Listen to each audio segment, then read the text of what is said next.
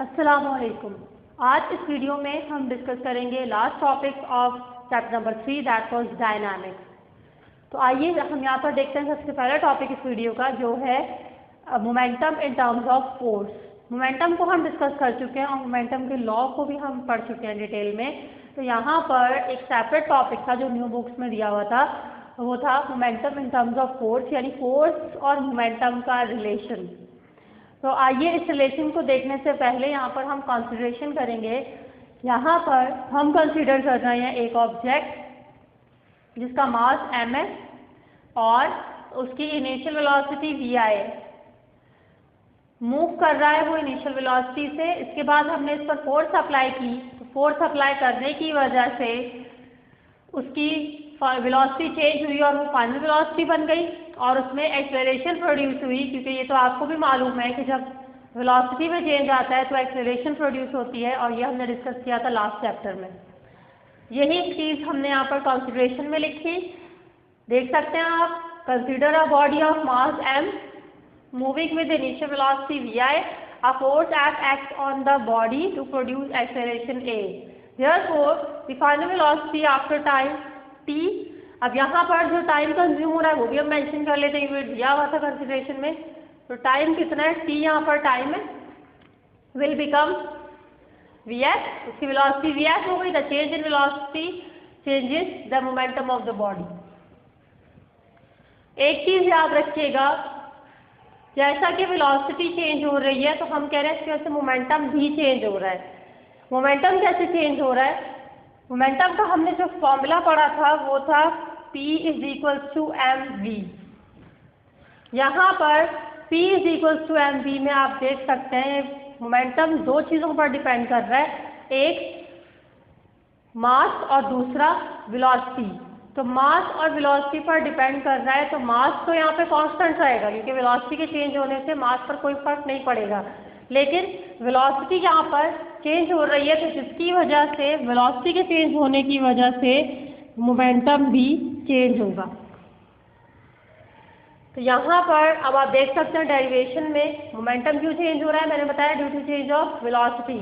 अब initial momentum कितना होगा, यानी कि जब मास इनिशियल वेलोसिटी से मूव कर रहा था तो उस वक्त उसका जो मोमेंटम था वो Pi = mvi था। Pi इनिशियल मोमेंटम शो कर रहा है और vi यहाँ पर इनिशियल वेलोसिटी को शो कर रहा है, और m क्योंकि कांस्टेंट था तो वो एज इट इज आएगा। फाइनल मोमेंटम यहाँ पर हो गया Pf = mvf। तो जब बॉडी ने मूव किया और मूव करने के बाद उसका जो मोमेंटम एक्वायर हुआ वो हुआ final momentum. Change in momentum किससे शो होगा, डेल्टा P से। डेल्टा शो करता है चेंज को, तो चेंज कैसे आएगा, फाइनल माइनस इनिशियल। तो फाइनल में से इनिशियल को माइनस किया तो यहाँ पर आप देख सकते हैं फाइनल मोमेंटम हमारे पास आया था mvf।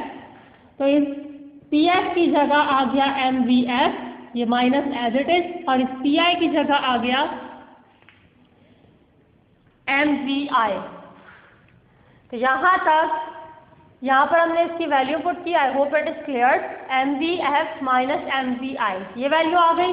अब इस पूरी इक्वेशन को हम ले रहे हैं यहाँ से यहाँ तक, ये तो इस इक्वेशन को यहाँ पर हम ले रहे हैं। तो यहाँ पे आप देख सकते हैं Pf माइनस Pi किसके बराबर आ गया, mvf माइनस mvi। लेकिन यहाँ पर हमने m कॉमन निकाल दिया क्योंकि m कांस्टेंट था और सेम था, तो m को जब कॉमन निकाला तो वो हो गया vf माइनस vi और m बाहर आ गया। अब vf माइनस vi आपको मालूम है कि वो डेल्टा v के इक्वल होता है, और ये भी हमने चैप्टर नंबर 2 में पढ़ा था काइनेमैटिक्स में। तो vf माइनस vi की जगह आ गया डेल्टा v। इसके बाद अब ये दोनों साइड्स को हम डिवाइड कर रहे हैं t से, तो हमने यहाँ पर लिखा dividing both sides by t। अब t से जब इसको डिवाइड किया तो यहाँ पर आप देख सकते हैं Pf माइनस Pi के नीचे आ गया t और m डेल्टा v के नीचे भी आ गया t। मैंने m के नीचे t नहीं लिखा, क्यों नहीं लिखा ये मैं नेक्स्ट स्टेप में बताती हूँ। अब यहाँ पर आप देख सकते हैं जब मैंने डेल्टा v के नीचे सिर्फ t लिखा तो ये पूरी value delta v upon t बराबर होती है a के एक्सेलरेशन के। ये भी हमने चैप्टर 2 में पढ़ा था कि एक्सेलरेशन की डेफिनेशन क्या होती है, the rate of change of velocity in given time. तो आप देख सकते हैं ये एक्सेलरेशन का फॉर्मूला है, इसकी जगह हमने क्या किया, नेक्स्ट स्टेप में a कर दिया। इस वजह से मैंने इसको m के नीचे नहीं लिखा था। जब भी कोई वैल्यू दो चीज़ों से डिवाइड हो रही होती है, या हम कह सकते हैं दो चीज़ों के नीचे डिवाइड हो रही होती है, तो यहाँ पर आप देख सकते हैं आपकी मर्जी है कि आप उसे m के नीचे लिखें, डेल्टा v के नीचे या लिखें, या दोनों के नीचे लिखें। इसके एग्जाम्पल ऐसे हैं, जैसे कहूँ आपके पास a b है, a b को मैंने 2 से डिवाइड करना है, तो मैं 2 को ऐसे भी लिख सकती हूँ,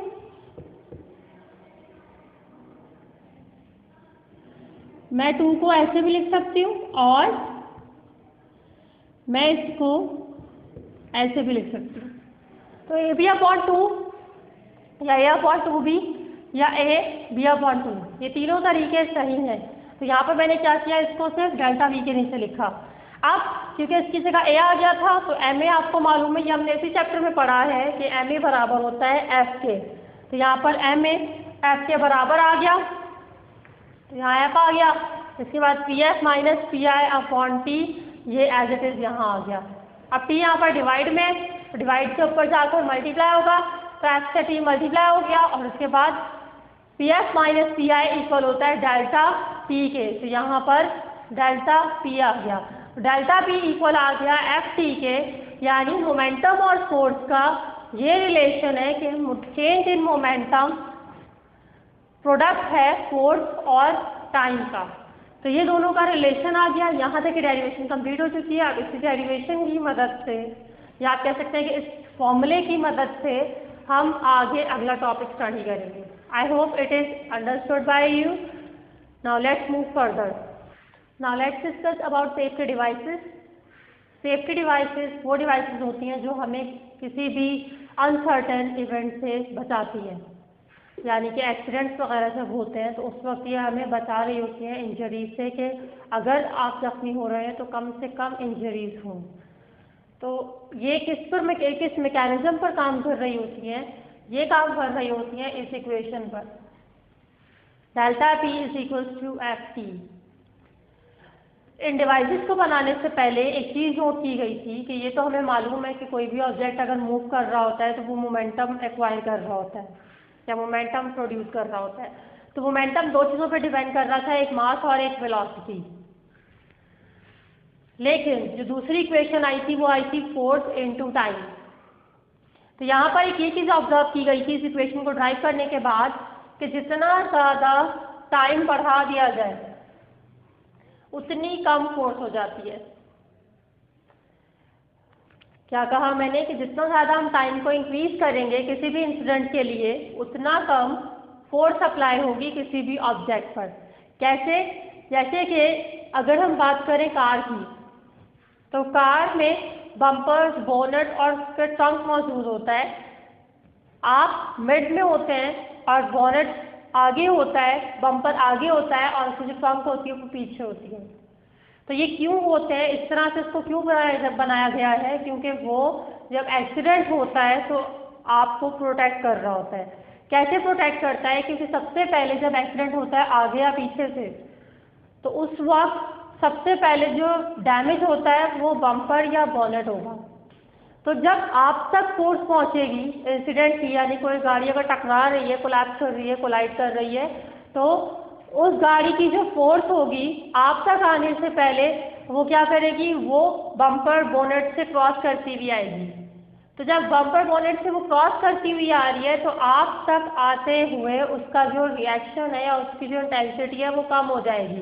क्योंकि जैसा कि मैंने कहा, जितना ज़्यादा टाइम कंज्यूम हो रहा होता है उतना ज़्यादा फोर्स डिक्रीज हो रही होती है।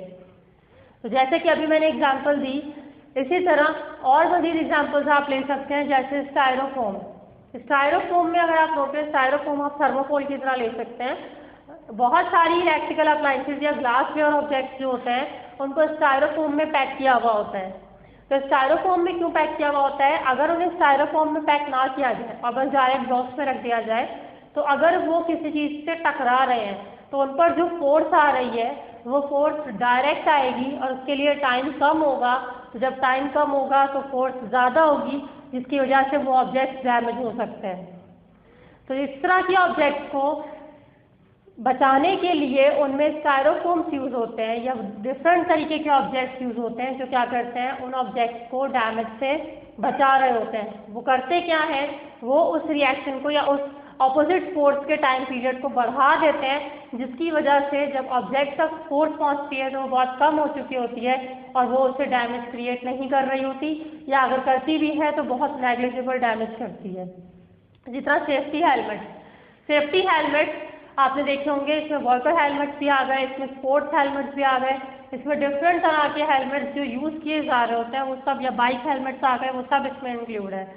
इनमें क्या हो रहा होता है, इनमें भी अगर आप देखें तो इनकी जो डिज़ाइनिंग है वो इस तरह की जाती है कि अगर किसी का एक्सीडेंट होता है तो उस एक्सीडेंट के वक्त वो जो फोर्स अप्लाई हो रही है सर पर, वो डायरेक्ट सर को ना लगे बल्कि वो हेलमेट से पास होती हुई आए, और जब वो हेलमेट से पास होती हुई आएगी तो टाइम पीरियड को बढ़ा देगी और जिसकी वजह से सर पर कम डैमेज होगा या नहीं होगा।